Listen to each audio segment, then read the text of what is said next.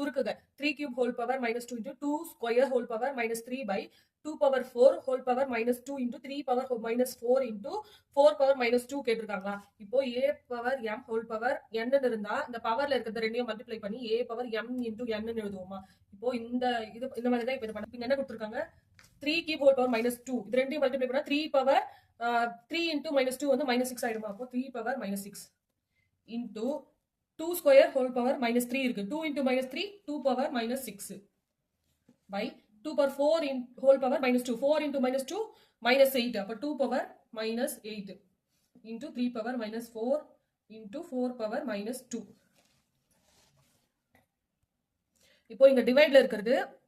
மேல மல்டிப்ளிகேஷனா மாத்தணும்னா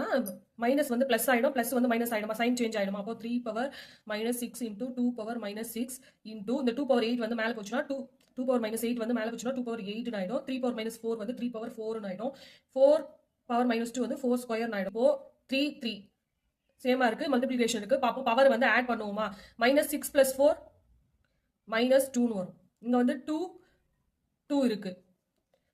பவர் வந்து minus 6 plus 8 வந்து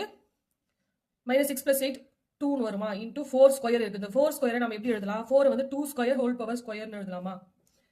3 power minus 2 into 2 square into இந்த 2 பவர்ல இருக்கிறது வந்து 2 into 2 4 அப்ப 2 power 4 3 power minus 2 into power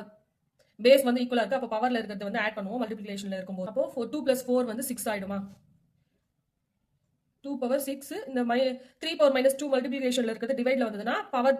sign வந்து சேஞ்ச் ஆயிடுமா அப்போ 3 ஸ்கொயர் 2 power 6 நமக்கு என்ன வேல்யூ 6 வந்து 64 by 3 ஸ்கொயர் வந்து 9 இப்போ இத கேன்சல் பண்ணா நமக்கு என்ன கிடைக்கும்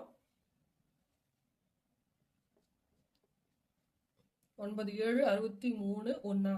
இப்போ டிவைட் பண்ற நம்பர் வந்து கீழ இருக்கும் மீதி வந்து மேல இருக்கும் இது வந்து இங்க போடுவோம் அப்போ 7 1/9 இதுக்கான ஆன்சர் வந்து ஆப்ஷன் A 7 1/9